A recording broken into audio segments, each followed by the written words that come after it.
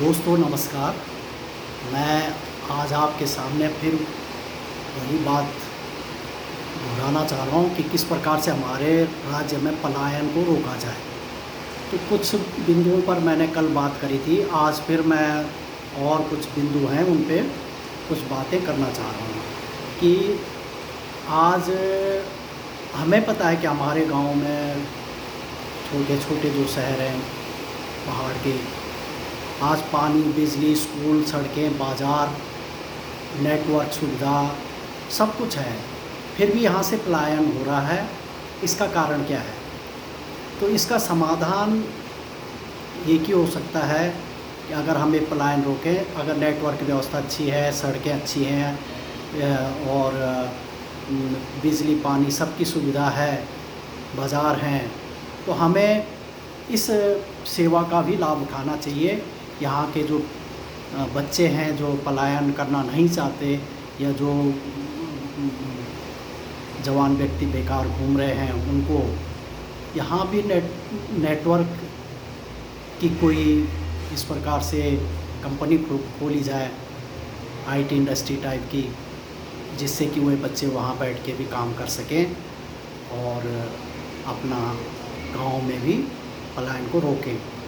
तो इस प्रकार से ये व्यवस्था, ये जो सुविधाएं हैं, इनका प्रॉपर लाभ सभी लोग उठाएं, ये सोचना चाहिए हमें। दूसरी बात कि स्कूल, कॉलेज सब चीज़ हैं, फिर भी बच्चे पलायन कर रहे हैं, क्योंकि लेकिन समस्या ये है, स्कूल हैं, कॉलेज हैं, उनमें वह शिक्षा हम अपने बच्चों को नहीं दे सकते जो कि शहरी इलाकों के स्कूलों में दी जाती है। सुविधाएं हैं, खेल कूद और अन्य। आजकल पढ़ाई सिर्फ कागजी और किताबों की पढ़ाई नहीं रह गई है, बच्चों को और कुछ भी चाहिए।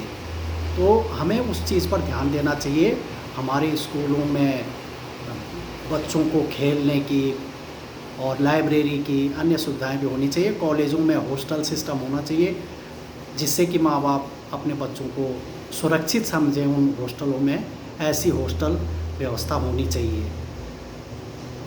तीसरा मैं ये कहना चाह रहा हूँ कि लोगों के पास शिक्षा है, सुविधा है, पैसे हैं भी बहुत हैं, फिर भी पलायन हो रहा है।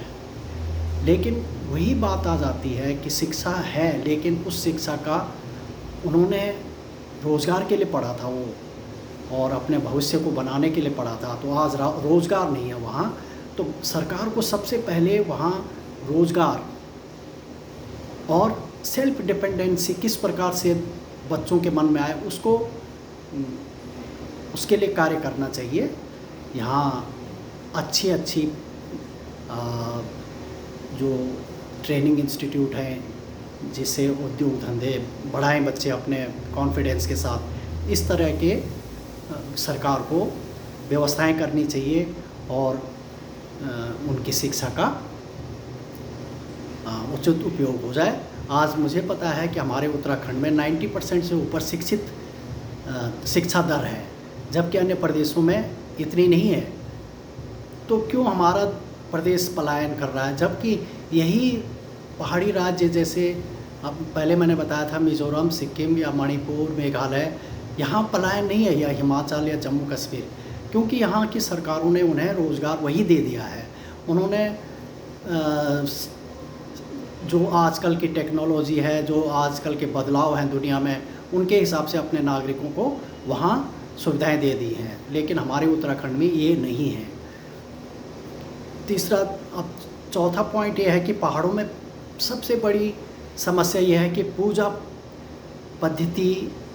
पूजा होती है, लेकिन अब वो रौनक जो बोलते हैं ना, जो आत्मपन, जो विश्वास पहले के लोगों में होता था अपने देवी देवताओं के प्रति, अपने कुल देवताओं के प्रति, आज वो नहीं रह गया। वो एक फॉर्मेलिटी निभा रहे हैं। ये क्यों हुआ? क्योंकि हमारे देवी देवताओं का हमने अपने बच्चों में उनका कोई प्रचार नहीं किया, अपने बच्चों को नहीं बताया, और बाहरी जो देवी देवता हैं, जैसे मान लो जो बाहरी व्रत प्रथा है, बाहरी त्यौहार हैं, उनका ज़्यादा प्रचार किया। इसके कारण हमें बहुत नुकसान झेलना पड़ा। तो मैं कहता हूँ कि ठीक है, पहले तो हमें अपनी पूजा पद्धति को फिर वही पुरानी व्यवस्था को लाना चाहिए, जिस प्रकार से हमारे यहाँ निरंकार की पूजा होती थी उस पे आना चाहिए। दूसरे में, हम अगर दिल्ली, बॉम्बे, कलकत्ता कहीं भी रह रहे हैं, हमारे बच्चे रह रहे हैं, तो अपनी जो हमारी संस्कृति का है वो उसको नहीं भूलना चाहिए। हमारी बड़ी बड़ी संस्थाएं हैं वहाँ, तो मैं कहता हूँ कि हर संस्था अगर अपने इलाके में, अपने उसमें एक मंदिर बनाए, तो मंदिर अपने कुल देवताओं का बनाया जाए। जो हमारे पहाड़ों में काफ़ी प्रसिद्ध मंदिर हैं, प्रसिद्ध देवता हैं, उनके मंदिर बनाएं, वहाँ पूजा पाठ करें और उसी प्रकार से पूजा पाठ करें जैसे पहले होता था।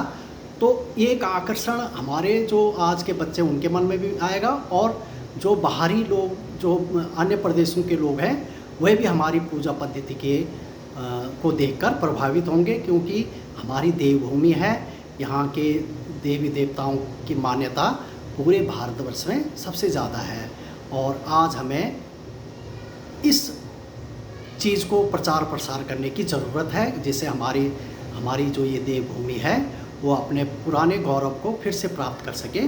तो इसी उम्मीद के साथ मैं आपसे प्रार्थना करता हूँ कि आप इस चीज़ पर ध्यान देंगे, और अगर आपको वीडियो पसंद हो तो सब्सक्राइब कर दीजिएगा, शेयर कीजिएगा, लाइक कीजिएगा। धन्यवाद, नमस्कार।